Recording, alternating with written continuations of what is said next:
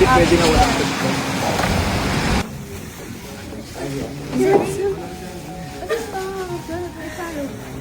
You look cute. You look pretty. Wait, you should wear the poncho, please, because I look ridiculous now. Queenie. Is this the right thing? They look like the perfect color. Like you.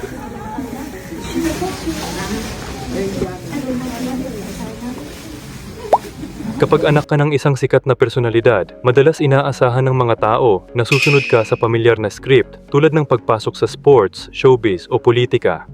Pero ang desisyon ni Queenie Pacquiao na kumuha ng forensic science sa Loyola University, Chicago ay talagang nag-flip ng script.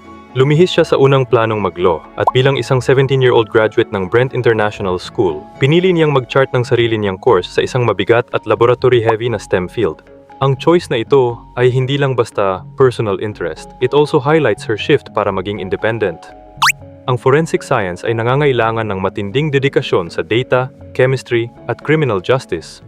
Mga mundong sobrang layo sa boxing ring at political arenas na laging ikinakabit sa kanyang family name. Of course, ang path na ito ay may kasamang eye-watering price tag. Sa total estimated direct cost na $77,082 per year, around $473 million. Kitang-kita na ang journey na ito ay backed by immense privilege. Pero sa kabilang banda, nakikita rin natin ang seryosong investment ng kanyang mga magulang sa isang specialized higher education. Instead of just relying sa legacy ng pamilya, Queenie is using her platform and resources to build a technical career on her own terms. It's a refreshing choice na nagpapatunay na legacy doesn't always have to be inherited. Sometimes, pwede mo itong i-engineer sa loob ng isang lab.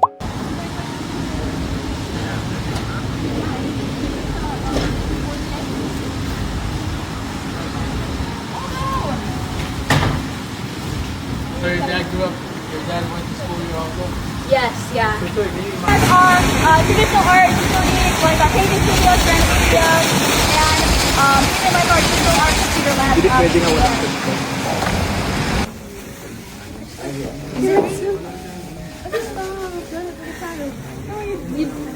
You look cute. You look pretty. Wait, you should wear the poncho, please, because I look ridiculous now. Queenie. Is this the right thing? They look like the perfect color. Like you.